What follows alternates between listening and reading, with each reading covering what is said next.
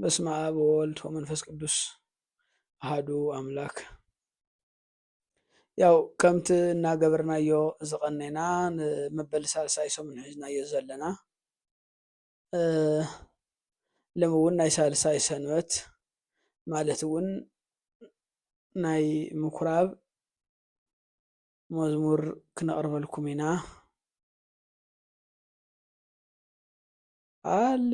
ሃሌሉያ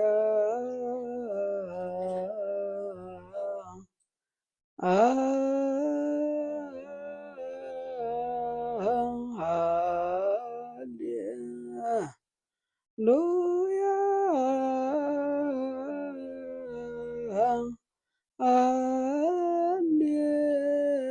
ሃሌሉያ ሃሌሉያ ሃሌሉያ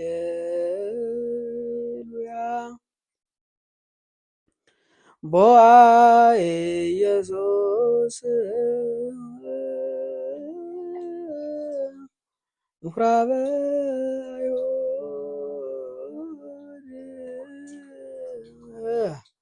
ወመሃረ ቃለ ሃይማኖት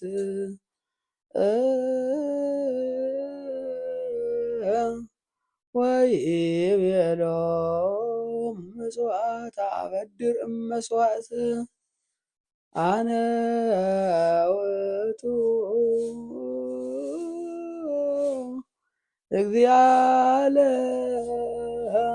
ለሰንበት ወአቡሃ ለምሕረት እግዚአ ውእቱ ለሰንበት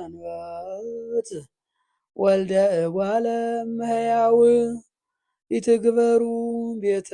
አቡየ ቤተ ምስያት ቤትየሰ ቤተ ጸሎት ይሰመይ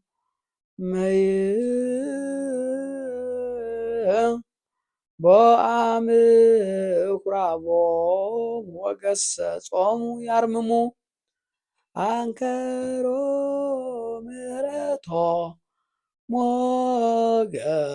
ቃሎ ወጣዕመ ነገሩ ወሳእሳ አፉሁ አራራት ሃሌሉያ ለሰማይ አቅዲሙ ፈጠሮ ወለምድርኒ በእደዊሁ ሳረርያ ለሰንበት አክበራ ገሰጻ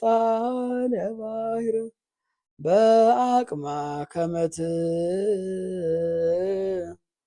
ከመትቁም ትጣደው እምወሰና ሶበይ እዝል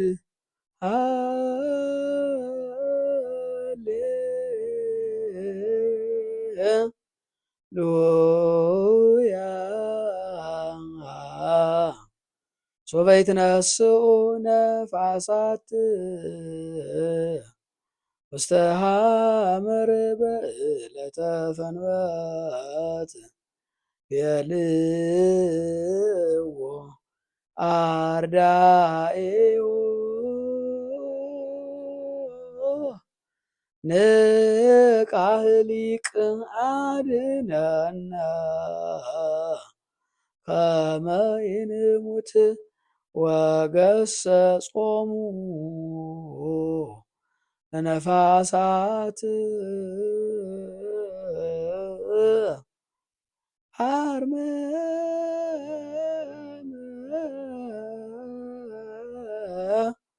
ማዕበለ ባሕር ወተፈስሑ ኖትያት ወሶበ ርእዩ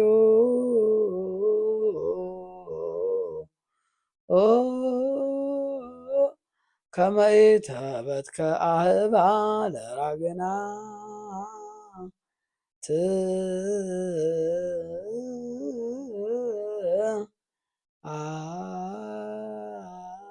إخواتو لنጉሰ ስብሐት ካብዚ ቀፂሉ ናይቲ መዝሙር ትርጉሙን ንእሽተይ መብራህርኡን ቦአ ኢየሱስ ምኩራብ አይሁድ ወመሐረ ቃለ ሃይማኖት ወይቤሎም ምጽዋት አበድር መስዋዕት ኢየሱስ ናብ ምኩራብ አይሁድ አተወ አቲውን ቃል ሃይማኖት መሃሮም ቃል እምነት መሃሮም ከምዚውን በሎም ካብ መስዋዕቲ ምሕረት እየ ዝፈቱ በሎም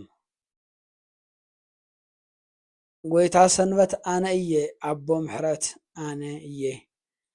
ናይ ሰንበት ጎይታ ወዲ ሰብ እዩ በሎም ቤት አቦይ ገዛ አቦይ ቤት አቦይ ቤት ጸሎት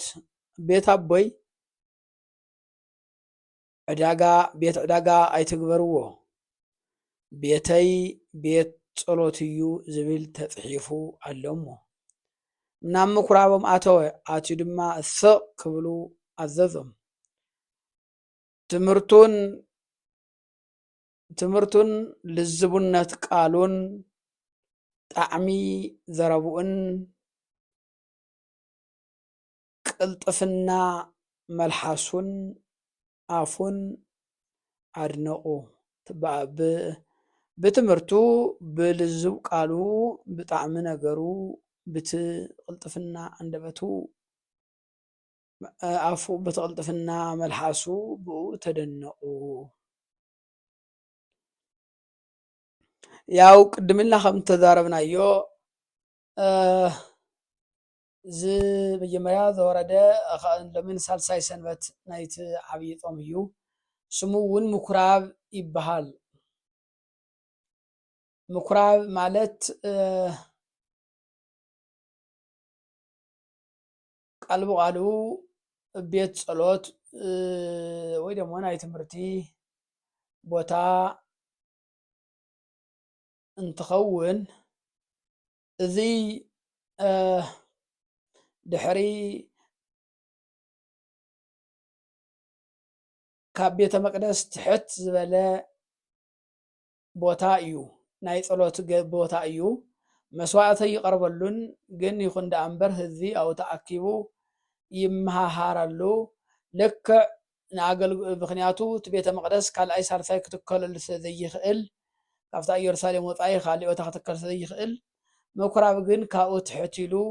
ሰብ ከከም ዝቀርቦን ልክዕ ከምቲ ናይ ሎም ቤተክርስትያንና ማለት እዩ ከከም ዝቀርቦን ናብ ቀረብኡን ይሰርሑ ነበሩ ምኩራብ አዳራሽ ማለት ብካሊእ አባህላ ብቲ ቃል ንቃል ንሪኦና አዳራሽ ወይ ድማ ናይ ጸሎት ቤት እዩ ብዋንኡ ከምቲ ዝበልናዮ ትምህርቲ ካሊእ ቶም ናይ አይሁድ ማሕበረሰብ ንመንፈሳዊ ነገራቶም ንመንፈሳዊ ጉዳያቶም ንመንፈሳዊ ዋኒናቶም ዝተአኻኸብሉ እዩ ከከም አድላይነቱ እውን በብቦትኦም ዘስፋሕፍሕዎ በብመንደሮም በብቁሸቶም በብቀበሊኦም ዘስፋሕፍሕዎ እዩ ካብ ቤተ መቅደስ እውን ትሕት ዝበለ እዩ ኣብኡ መስዋዕቲ እውን ኣይቀርብን ይኹን ዳ እምበር መጽሓፍቲ ሕግን ይንበብሉ ህዝቢ እውን ብቲ ቃላቱ ቃል እግዚአብሔር ዝሰምዐሉ ዝመሃረሉ ቦታ ወይ ድማ መንፈሳዊ ጉባኤ ዝግበረሉ ቤት ጸሎት እዩ ማለት እዩ እዚ ምኩራብ ዝበሃል ምክንያቱ ድሕሪ ምምራኽ ናብ ባቢሎን ምምራኾም ናብ ናቡከደነፆር ነቲ ቤተ መቅደስ ስለ ዘፍረሶ ድሕሪኡ ዝተጀመረ እዩ ምክንያቱ አይሁድ ካብ እስራኤል ወፃኢ እውን በብዓለሙ ተበታቲኖም ክነብሩ እንተለው ምኩራብ ቤተ መቅደስ ክሰርሑ ስለዘይኽእሉ ምኩራብ ግን በብሰንበቱ ዝተአኻኸብሉ ከከም አድላይነቱ እቲ ማሕበረሰብ ዝተአኻኸበሉ መንፈሳዊ ጉዳያቱ ዝተየሉ ስለ ዓዱ ስለ ክብርታቱ ዝትየሉ ቦታ እዩ ማለት እዩ።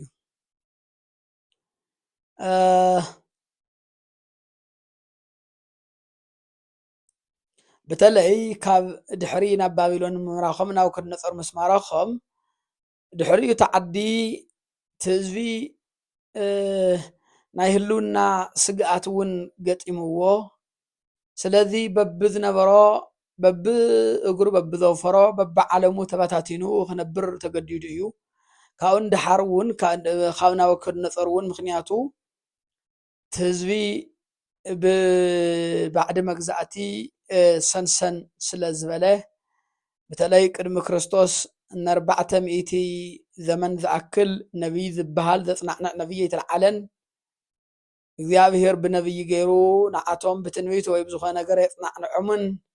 ንሳቶም ደሞ ከምቲ ጳውሎስ ዝበሎ ኣይሁድ ተኣምራት እዮም ዝደልዩ ናይ ግሪክ ሰባት ግን ጥበብ እዮም ዝደልዩ ከም ዝበሎ ብተኣምራትን ብካልእን ተደጊፎም ዝነብሩ ናይ ተኣምራት ለማዳታት ተኣምራት ዝለመዱ ይኹን ዳኣ እምበር ምስ እግዚኣብሔር ግን ዘይቃረብ ህዝቢ ስለ ዝነበረ ን400 ዘመን ዝኣክል እቲ ናይ ሱቕታ ዘመን ዝበሃል ንቤተ ኣይሁድ ብጣዕሚ ከቢድ ዝነበረ እዩ። ሓደ መንፈሳዊ ነገራቶም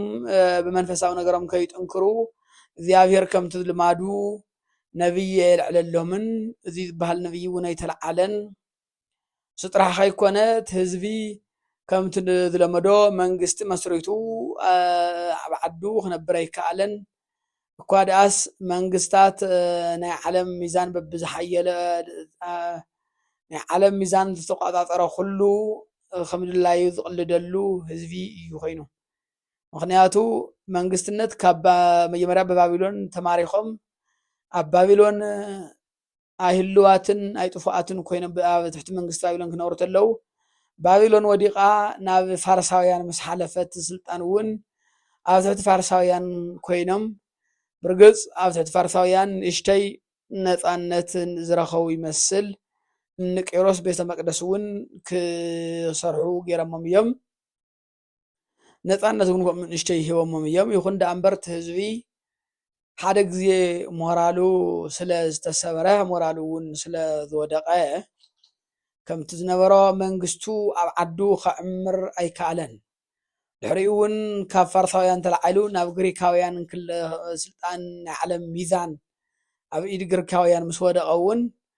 መሊሶም ኣብ ግሪካውያን እውን ምስ ተቐጥቀጡ እዮም ቀፂሎም ሮማውያን እዮም ኣብዚኣቶም እውን ኣብ ትሕቲ እዚኣቶም እውን ዝተቐጥቀጡ እዮም። ምክንያቱ ኣብ መፅሓፍ ትንቢተ ዳንኤል ምዕራፍ 7 ዘሎ ብኣራዊት ከምዚ ዝበለት ኣራዊት ከምዚ ዝበለት ኣራዊት ዝበሎም ብምልኦም ዞም ናይ 4 ናይዚ ዓለም እዚ ብግዚኦም ተቆፃፂሮም ዝነበሩ ናይዚ ዓለም እዚ ዘወርቱ ዝነበሩ መንግስታት እዮም። ንዞም ህዝቢ እዚኣ ብምሉእ ኩሉ እዚኣቶም ዞም ኩሎም መንግስታት እዚኦም ነዚ ህዝቢ እዚ ሰንሰን ኣቢሎም ገዚኦም እዮም። ስለዚ በተለይ ክርስቶስ ክመፅእ ተሎ እቲ ህዝቢ ናይ ህልውና ሓደጋ ገጢምዎ ናይ ዘይምህላው ሓደጋ ገጢምዎ እዩ ነይሩ። ነዚ እውን ናይዚ መግለፂ እውን እቲ ህዝቢ እውን ነንባዕሉ ሓድነት ስኢኑ ኩሉ ከከም ዝደለዮ ዝወፍር እዚ ብምዃኑ ከም ናይዚ ውፅኢት ከዓ እቲ ህዝቢ ናይ ተስፋ ምቁራፅን ናይ ምብትታንን ዘመን ዝገጠመሉ ግዜ እዩ ነይሩ ክርስቶስ ክመፅእ ተሎ። ንምክንያቱ እኳ እቲ ህዝቢ ኣብ 5 ማሕበራት ተጠሪፉ ከም ዝነበረ ይንገር። ፈሪሳውያን ዝበሃሉ ናይ ሕጊ ኣኽረርቲ ኣጥበቕቲ ሕጊ ናይቲ ኦሪት ጠበቃታት በሃልቲ ጠበቃታት ገይሮም ዝሓስዋን ነብሶም ናይቲ ሕጊ ጠበቃ ናብ ናይ እግዚኣብሔር እውን ቀረብቲ ገይሮም ዝሓስቡ ይኹን ዳኣ እምበር ናብ ካብ እግዚኣብሔር ግን ብጣዕሚ ዝረሓቑ ነበሩ። ሓደ ሓደ ግዜ ኣባና እውን ፀገም እዚ ኣሎ ከምታይ እዮም ዝብልዎ ወዲ ቀሽስ እግዚኣብሔር ሓወቢ ይመስሎ ከም ዝበሃል ኣብ ቤተ እግዚኣብሔር እናነበርና ብጣዕሚ ኣብዝሓና ካብ እግዚኣብሔር ብጣዕሚ ዝረሓቕና ኢና። ንእግዚኣብሔር ምንም ዝምቹ ሓሳብ ዝምቹ ስነ ስርዓት የብልናን ባህል የብልናን ግን ቤተ እግዚአብሔር ወዲቕና እናተቐመጥና ብሓቂ ኣብ ቤተ እግዚአብሔር እናተቐመጥ ከምቲ ጳውሎስ ዝበሎም ኣብ ቤተ እግዚአብሔር ከም ምጽናሕኹም መጽሓፍትና ሰማዕኹም ከም ጽናሕኹም መሲ መምህራን ክትኾኑ ምተገብአኩም ነይሩ እንተኾነ ሕዚ እንተኾነ ግን ነቲ እምነት ሓደሽቲ ህፃናት ጋና እዚ ዝበሃል ኣፍልጦ ዘይብልኩም ኢኹም ኢሉ ወቂስዎም ነይሩ ክርስቶስ እውን ከምዚ ዝመስል ታይልዎም ነይሩ ኣነት እማን እብለኩም ኣለኹ ንዓኻትኩም ቶም ዘማውያንን ቶም ቀረፅትን ቀዲሞምኩም ከኣቱ እዮም ናብ እግዚአብሔር ናብ መንግስቲ እግዚአብሔር ኢልዎም ነይሩ ስለዚ ኣብ ክስታይ እኳ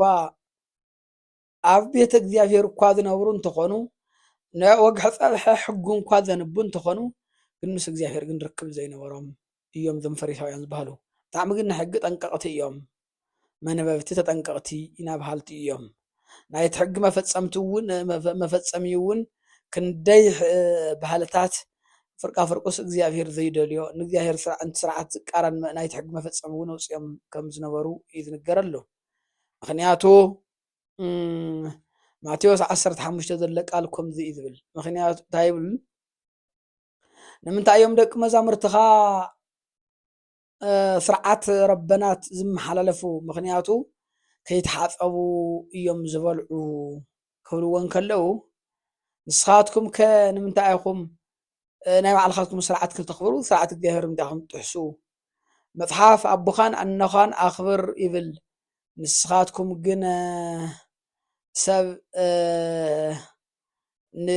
ነቡን እንከይኽብር ትህብሉ ኣለኹም ስለዚ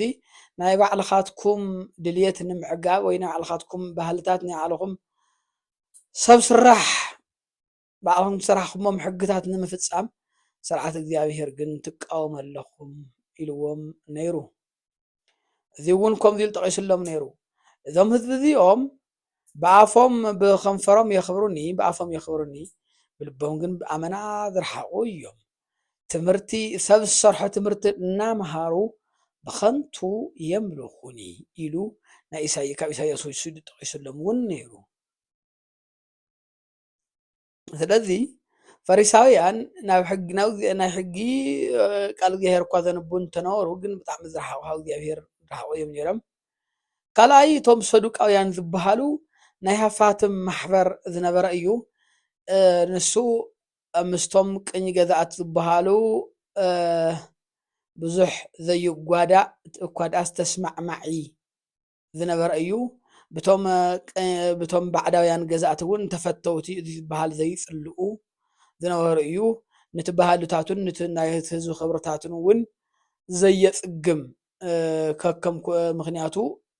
ብዙሕ ዘይጭነቀሉ ዝነበረ እዩ ብእምነቱ እውን ተኾነ ብዙሕ ካብ ኣይሁድ ብስም ኣይሁድ ኣይነበርበር ብጣዕሚ ተፈለየ እዩ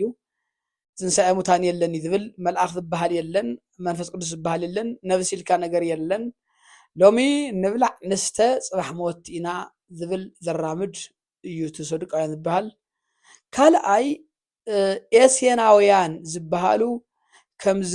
ናይ ብሕትውና ነገር ዘዘውትሩ ነይሮም እዚኣቶም ካብ ዓለም ዝረሓቑ እዮም ከም ናይ ሎሚ ምንኩስና ከም ማለት እዮም ብዙሕ ካብ ዓለም ናይ ቤት ኣይሁድ ኮይኖም ግን ኣብ ዓለም ብዙሕ ተስፋ ዘይብሎም ምክንያቱ ንዓለም ሃንቀው ዘይብሉ ዓለም ዝመነኑ ዝዓይነቱ ዝነበሩ እዮም ትራብዓይ ሄሮድሳውያን ዝበሃል ብጣዕሚ ናፍቶም በቶም ባዕዳውያን ምስቶም ሮማውያን ብጣዕሚ ዝተጣበቀ ብሮማውያን ባህሊ ዝተጠመቀ ዝነበረ ማሕበር እዩ ሓደ ቡድን እዩ ካልኣይ ዝሎታውያን ዝብልዎም ነፃ መውፃእቲ ዝነበሩ እዮም ኣብዞም ማሕበር እዚ ኣብዞም ዝህዝቢ እዚ በዞም ሓሙሽተ ቡድን እዚ ተዋቂሩ ተቢሉ ነበረ እዩ ንባዕላቶም ጭራሽ ዘይጠዓዓሙ ዘይስማዕምዑ ዝነበሩ እዮም ማለት እዩ ስለዚ ምኩራብ እንዲና ንብል ዘለና ምኩራብ ክንብል ከለና ጠቅላላ ነቲ ቤተ ኣይሁድ ዝውክል ስለ ዝኾነ ምኩራብ ክበሃል ተሎ ቤተክርስትያን እቲ ንኣይሁድ ነበረ ስርዓት ዝተወሰሉ እሞ ክርስቶስ ከመይ ከም ዘሕለፎ ከመይ ከም ዝሰዓሮ ብሓድሽ ኪዳን ከም ዝተክኦ እቲ ጠቕላላ ነቲ ኣረጊት ኪዳን ነቲ ዝፈረሰ ኪዳን ንዕኡ እናላዓለ ከመይ ብክርስቶስ ከም ዝተተክአ ክርስቶስ ከመይ ከም ዘሕለፎ ዝዝመረሉን ዝስታወሰሉን እዩ ማለት እዩ ምክንያቱ ከምቲ ዝበልኩኹም ምኩራብ በብዓለሙ ዘሎ ኣይሁዳዊ ዝተኣኻኸበሉ ኣብ ኩሉ ቦታ ዝተኽልዎ እዮም ቤተ መቅደስ ግን ካብታ ተመደበትላ ኣብ እስራኤል ሓንቲ ቦታ ወፃኢ ኣኽትከል ስለ ዘይኽእል ማለት እዩ ስለዚ ማንም ኣይሁዳዊ ምኩራብ ከከም ኣድላይነቱ ዝተኣኻኸበሉ እንትኸውን ተሎ ብዓለሙ ዘሎ ኣይሁዳዊ ግን በተበተነ ኣይሁዳ ብምሉእ ግን ናብ ኢየሩሳሌም ዓመት 3 ግዜ ናይ ምኻድ ግዴታ ነይርዎ ማለት እዩ ምክንያቱ መስዋእቲ ኣብቲ ቤተ መቅደስ ተኮይኑ በር ኣብ ካሊእ ስለ ዘይቀርብ ማለት እዩ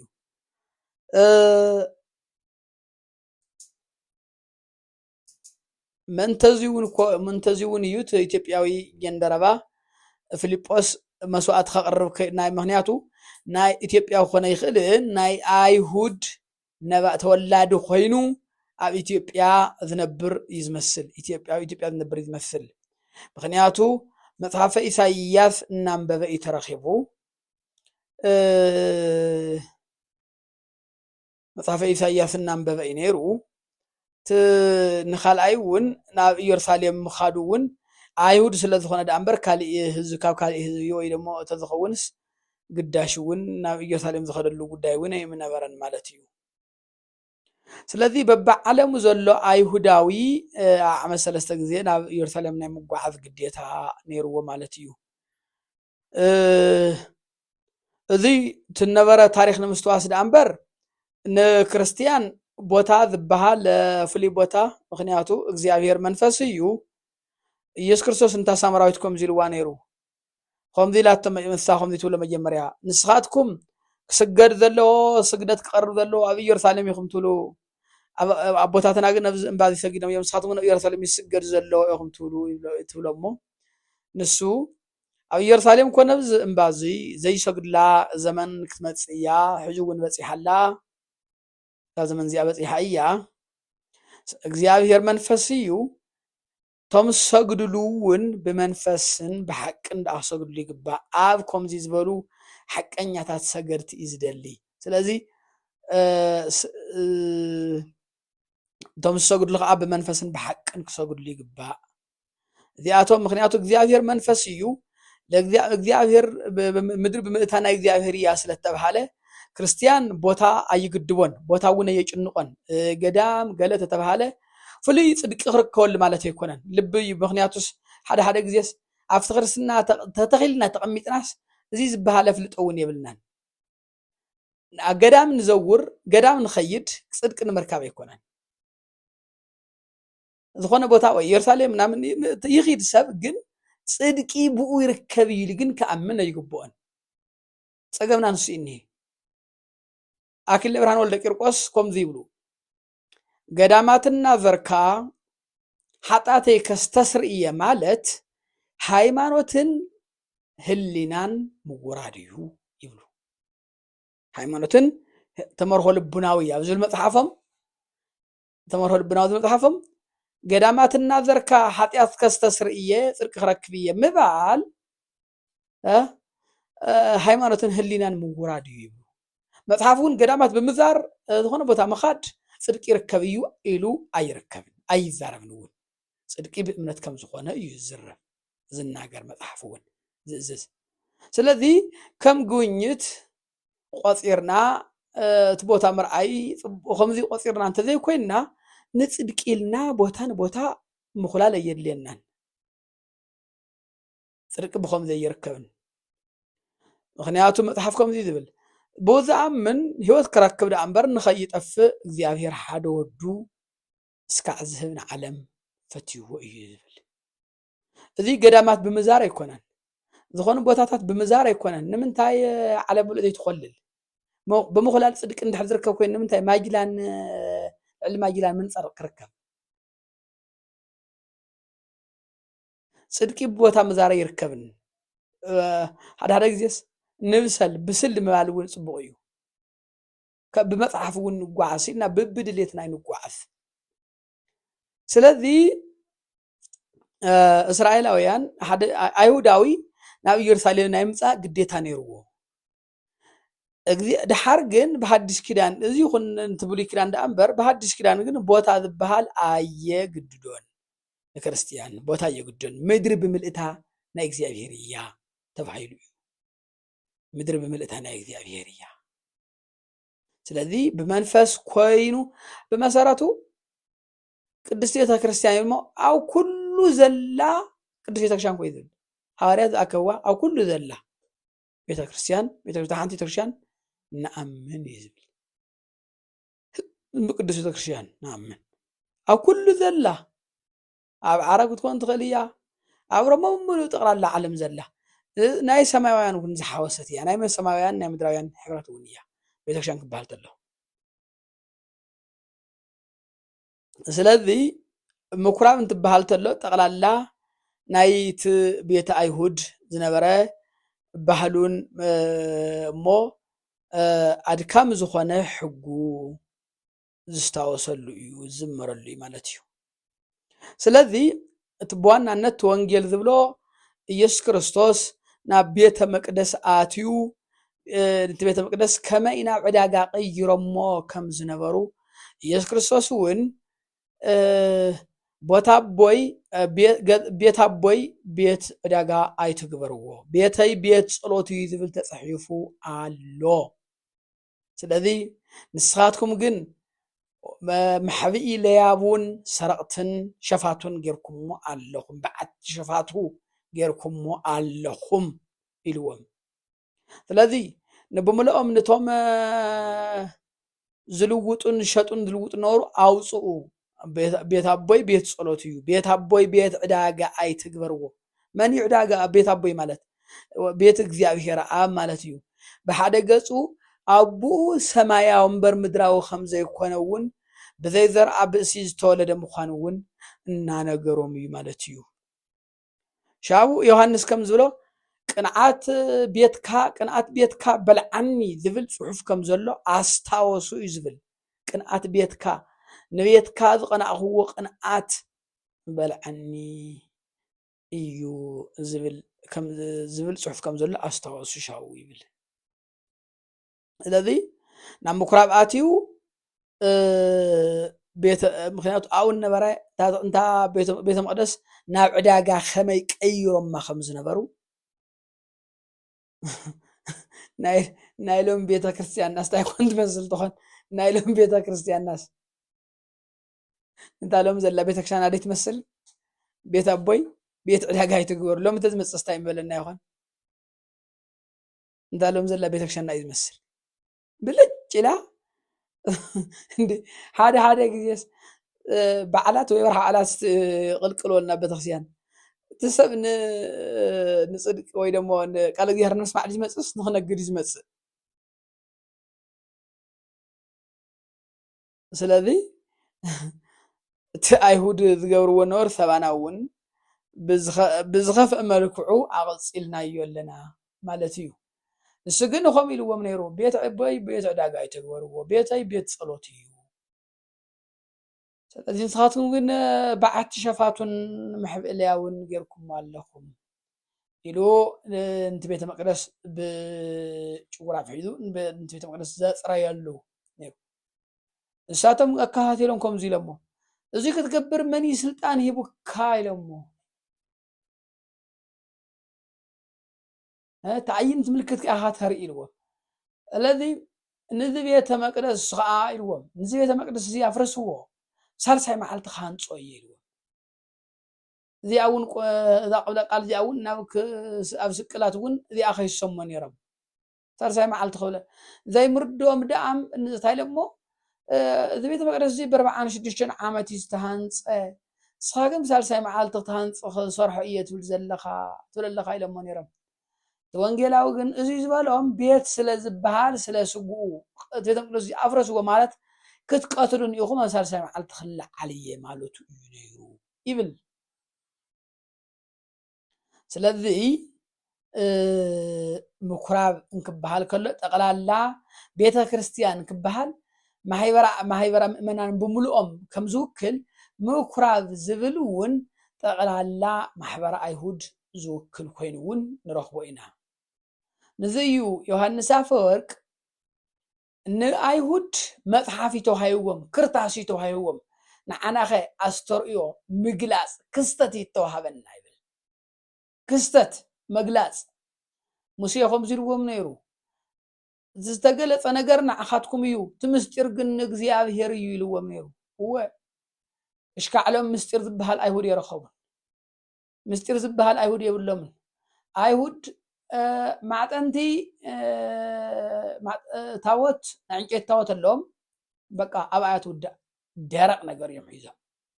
ምስጢሩ እንታይ እዩ ንሳቶም ኣይፈልጥዎ ነገር ምክንያቱ ከምዚ ይብል ኣለዎም ዝተገለፀ ነገር ንእግዚኣብሔር ንዓኻትኩም እዩ ምስጢር ግን ንእግዚኣብሔር እዩ። ስለዚ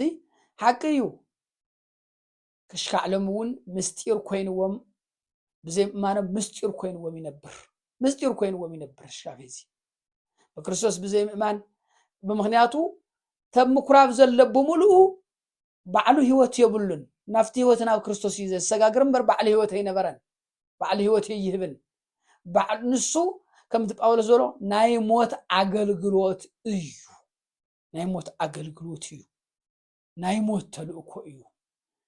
ናይ ህይወት ተልእኮ በክርስቶስ ኣቢልካ ዝርከብ እዩ በክርስቶስ ምስ ክርስቶስ ዝንበር እዩ ብወንጌል እዩ ብኦሪት ኣይኮነን። ኦሪትማ መልእኽቲ ሞት እያ ምንም ህይወት ዘይወሃበት እያ። ስለዚ ምኩራብ ጠቕላላ ቤተ ኣይሁድ ስለ ዝውክል ንምኩራብ ክርታስ እዩ ተዋህባ እቲ ምስጢር ግን ንቤተ ክርስቲያን እዩ ወይ ድማ ንምእመናን እዩ። ንምሳሌ ዝተወሰድዎ ምኩራብ ይብል ስውን ንኣይሁድ ድንግል ከም ትፀኒሳ ከም ትወልድ ተነጊሩሎም በኣና ግን እሙን ኮይኑ ንምኩራብ ንኣይሁድ ክርታስ ተዋሂብዎም ንዓና ግን ተኣስተርእዮ ትምግላፅ ትክስተት ተዋሂቡና ትምስጢር ተገሊፁልና ይብል። ኣህዛብ ትዕምበባ ፅጌረዳ ኣከቡ ኣይሁድ ከ ትእሾኽ ሒዞም እዮም ተሪፎም። እወ ንሱ እውን ብእምነት ናይ እምነት ጉድለት ዘብኡቱ ህፀፅ ሃይማኖት ይብሎ ናይ እምነት ጉድለት እዚ እዮም ሒዞም ተሪፎም ይብል። ምክንያቱ ምኩራብ ግምጃ ኣነመት ወይ ደሞ ሰርሐት ፈተለት ይኹን ዳ እምበር ንሳ ይተኸደነቶ እንታይ ዳ መን ዳ ተኸደንዎ ክርስቲያን እዮም ተኸዲኖም ይብል። ጥጥ ዝበሃል ዘሎ ክርስቶስ እዩ። ክርስቶስ ዝኩሉ ዓመት ስለ ክርስቶስ እናዘመረት ፀኒሓ ክርስቶስ ግን ኣይተቐበለትን ብጣዕሚ መሕዘኒ እዩ። እዞም ኩሎም ንምሳሌ ናይ ፋሲካ በጊዕ ኣለዎም ዝሓርድዎ ትደሙ ደገ ገዝኦም ዝቐብእዎ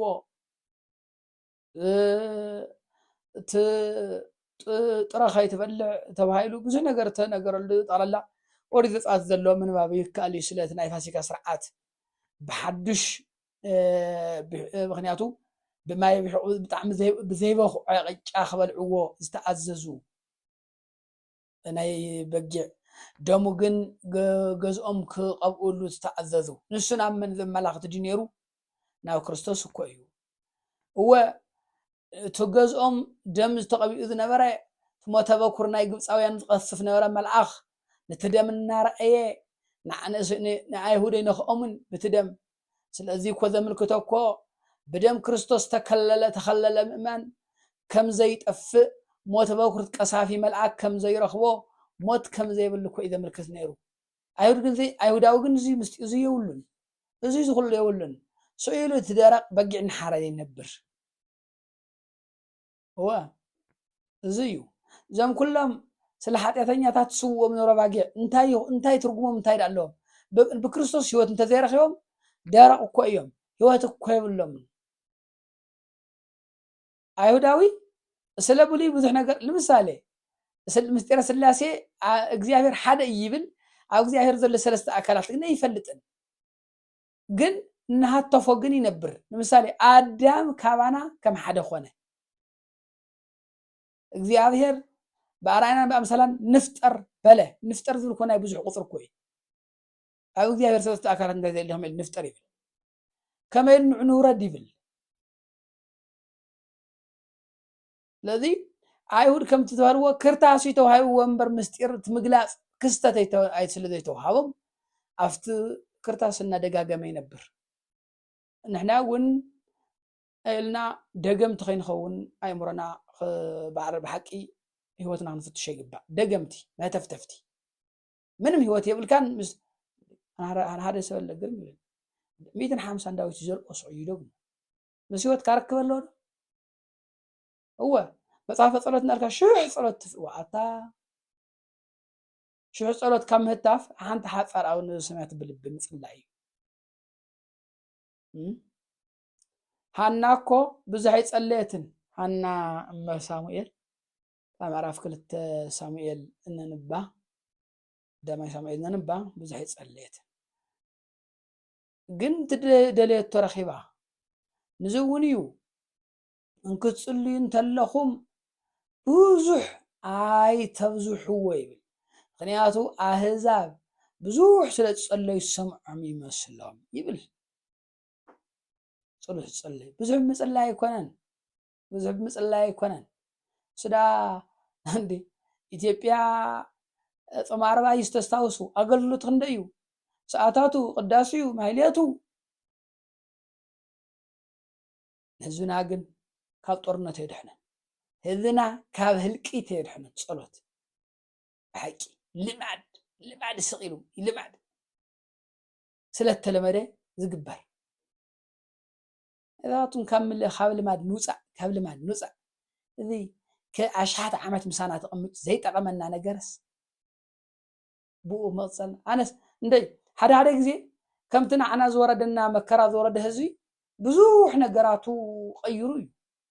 ብዙሕ ነገራቱ ባህሉ ይቀይር አካይዱ ኩሉ ነገር ይቀይር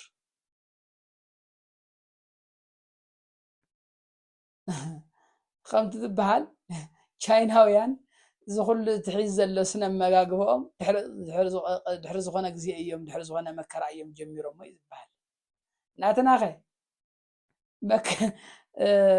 ዝቀየርና ነገር ኣሎ እንዲያው ንትነበረና ድሕረት ብዝኸፍአ መልክዑ ነቕፅል ኣለና ብዝኸፍአ መልክዑ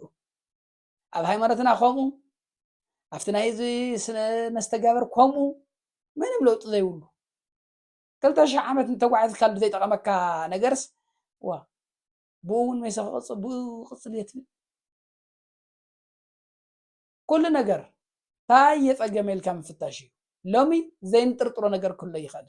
ብስሩ ዘይንጥርጥሮ ነገር ኩሉ ይኽእል ኩሉ ነገር ምጥርጣር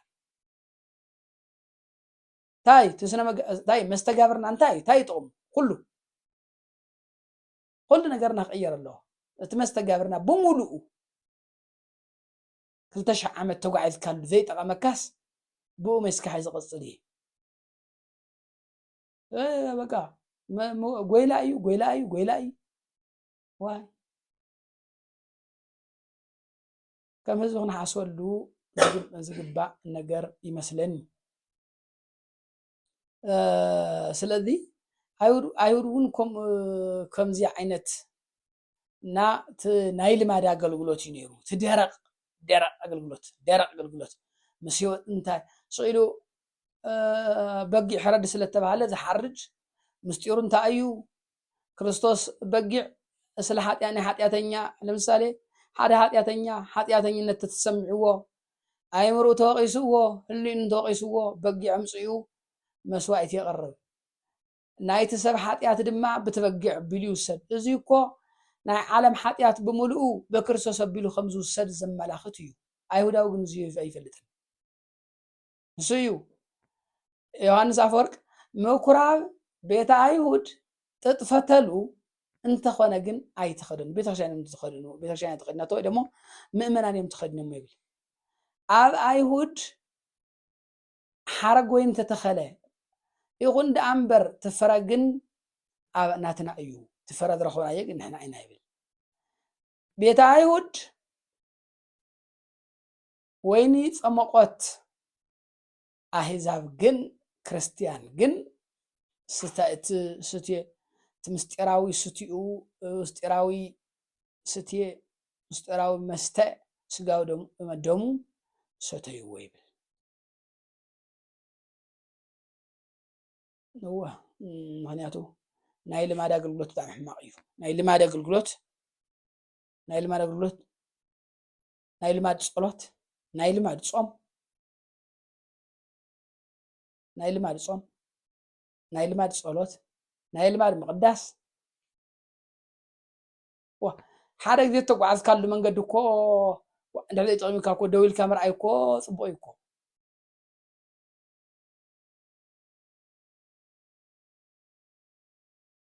ስለዚ ካብ ናይ ልማድ ህይወት ክንወጽእ ይግባእ እዩ ካብ ናይ ልማድ ጾም እዩ ንጾም ስጋ ይበልዕ እንትብል ስጋ ሰብካ ትበልዕ ሜስካ ስጋ ሰብ ትስዕር ስጋ ትጸውም ስጋ ሰብ ትስዕር ናይ ከፍቲ ስጋ ትጸውም ናይ ሰብ ስጋ ግን ብናይ ሰብ ስጋ ከዓ ትስዕር ሓቂ زيوت أي سلشوكمن خم بعلي أنا سلشني سلشوا يوت كوي تا تدقى قامي وا لو تزي مسيوت لو تزي وليوت أب عندي كريستيان كم مخنا مثلا كو تلتش عمد أو كريستنا بترشان تتخيلنا خم مثلا كو وا استي أفزنا نسمع زلنا وجودا وجود نقول زلنا وجودا وجود حق خنسمع كويم تقبأنا نكو كنسمع كويم تقبأنا ها سبايتي سباي ها انت مرعات قتيلو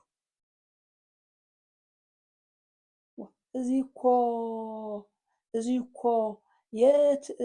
زخونه زلان هزبي حجز بهال زي فلت هزبي مستجابر زي بلو هزبي كوي قبرون صاغن تنيس ويسلم انا ناي حزبنا اكو ويسلمنا تختالي تنيس ሃይማኖት አለው ወይስልምና ተኸታሊ ወይ ፕሮቴስታንት ወይ በቃ አዊ ግን አስመስ ሱዑሉ ናይ ሓሶት ህይወት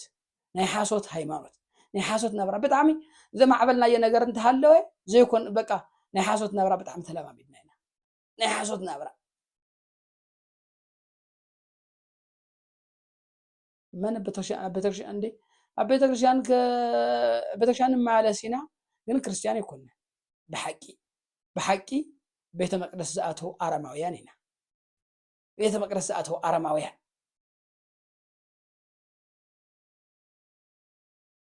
ክንሓሶል ይግባእ ታይ ጉድለትና ታይ ትጎዲልና ታዩ ዝኹሉ ማህሌትን ሰዓታትን ቅዳሴን እናደጋገምና እናኸድና ንሕና እውን ጾምና እናውዓልና እናተገትና ዝኹሉ እናበልና ንምንታይ ለውጥ ግን ዘይረአና እዚ እኮ ምርማር እኮ ግድን እኮ እዩ እዚ እኮ ህሊና ተዋሃበና እኮ ንኽጥይቕ እኮ እዩ ንምንታይ እዚ ክንሓሶል ይግባእ ንሳቶም እውን ከምዚ ናይ ልማድ ኣገልግሎት ነይርዎም ናይ ልማድ ኣገልግሎት ልማድ ሕማቕ እዩ ልማድ ብጣዕሚ ድንቁር እዩ እዚ ጾም እውን ጾሞም ተኾነ ናይ ልማድ ኢሳይያስ ከምዚ ኢልዎም ነይሩ እዚ ሰብዎ ኢልዎም ምዕራፍ 58 ሰብ ክሳዱ بصوم كم فتل انتقطنا نعين تاي طغمن تاي تقبر لي نحيبه انت اذ قبر لي انا خمزي زول صوم دليخون هذا نسخه نت صمي عبلع نت تبدل فرد يلوم نيرو بركم زل صوم انا يدلخون ايدلخون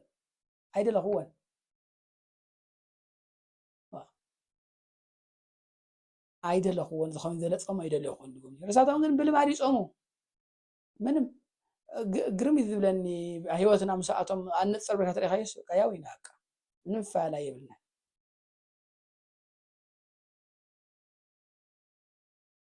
سب كسادو بصوم كم فتل انتقطنه انتهي طغمن عي بذرته صومنا كرستنا ملكعي طرح يكون اي ملك انا كرستنا ملكع وين يكون حقنا من نقار نوستي ساويان ذم بتعمي ذم بوديزم كوانا بزحلفه يصوم ايام بتعمي سقامي قطعيهم سقامي قطع ناو ذيهر مقراو قلنا يكون تايذول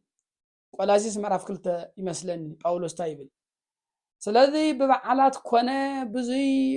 ስለ ባሕትታት እዚ ዝቕሰኩም ሰብኣይ ይንበር እዚ ኣይትጣዓም ኣይትንካ እዚኦም ዝብሉ ብምልኦም ሰው ሰራሽ ሕግታት እዚኦም ኣይንዓኻትኩም ኣይገዝኡን እዚኣቶም ንስጋ ብዘይ ምሕረት ስለ ዝቐፅዑ መንፈሳዊ ይመስሉ هو ኣብ ልዕሊ ስጋኻ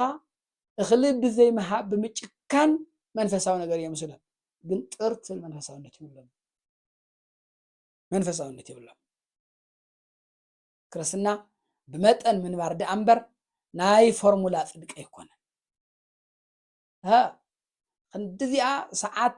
ክውዕል ኣለኒ ክሳብ ክንዲዚኣ ሰዓት እግዚአብሔር ናይ ሰዓት ብሰዓት ተቋፂሩ بساعات دي قاطرنا እግዚአብሔር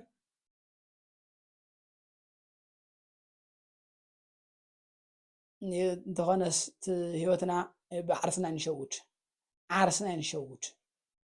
أنا مصحفتا يذبل ኃጢአት ተትቋጠር እመሰ ኃጢአተኑ ትተዓቀብ እግዚኦ መን ይቀው ኃጢአት ተትቋጠር ስለዚህ ናይ ፎርሙላ ብሰዓታት ይቋጠርና እግዚአብሔር هيدا قنعنا قنوع نخون كافنا يتعبال كابنا فريساويان ما يبحق مخلكال يدلي نسون عدلو جبز النت ما مسهلاي النت عمسلو زيهم وملأم كنا رحقهم كاوشتنا خلنا رحقهم يقبع زيهم بحق شوخاتيهم نزي يقول سلومون وين أنت أخف الرخينو نتهم ويني نتوين زطفؤوا زلو نتوم نشتوات بخارو نزياتهم بمصادي حزلنا يبل زياتهم دم نشتوات تايم زوم زياتهم جبزنت عدلو حاسوت حاميت زيهم يوم نشتوات بخارو نتوين جن نمبلشاون بتعمنا نتوين نبلشاون بتعم تخلو زلو مخنياتو توين تحافير ايو جن نتوم تحافر جن مالات قف حق ديلو نتوم نشتوات جن قاطر كان نتوم عبيت قاطر ذي أتوم ناذ ذخف نتوين نمودا جن تخلو علوم سلذي نتوم نشتوات بخارو نتوم نشتوات مسؤوليات حياتات نزي أتوم كنو قاطر نزي أتوم تساويلكم حد متصوري حذر النايب الذي هو تناي حاسة نابرا ناي لماد أقلقلوت ناي لماد هيوات زي بملؤو قادفنا بحقي ناي كرسنا ناي لماد صلوتون ناي لماد صلوت ساعات حتذود صلوت عندي عشان هدلاي دي خوينا እግዚአብሔር ክርስቶስ ነገርና በወንጌል ብዙ አይተብሉ እዩ ታይዳ سخاتون قد صلي دلهم كم زيولو على سماي تنبر ربنا سمكاي قدس منست خاتمصا فقارك بسماي كم زخون كون بمدر يكون نعلت مغبنا حبنا ناذ بدلنا يقرا كم زبلنا يقرب لنا نفتنا يتتونا عادنا كاكف كلنا نمبر زي لعل صلوتي كاب صلوت زعبه كل صلوت زعبه صلوتي زي بتاع مسفح يكونت نوح يكون ساعات يودن زي مصلعي اخلين كريستيان حقي ناي حقي هل خنيان لبن زي بلو نبحق ناي بحقي ተመላሲ ልብን ዘለዎ እዚ እኹል እዩ ስለዚ ስለዝነበረና ግዜ ናይ ግዜ ባዕሉ ዝኾነ እግዚኣብሔር ምስጋና ይብፅሕ እዮ ወስብሐት ለእግዚአብሔር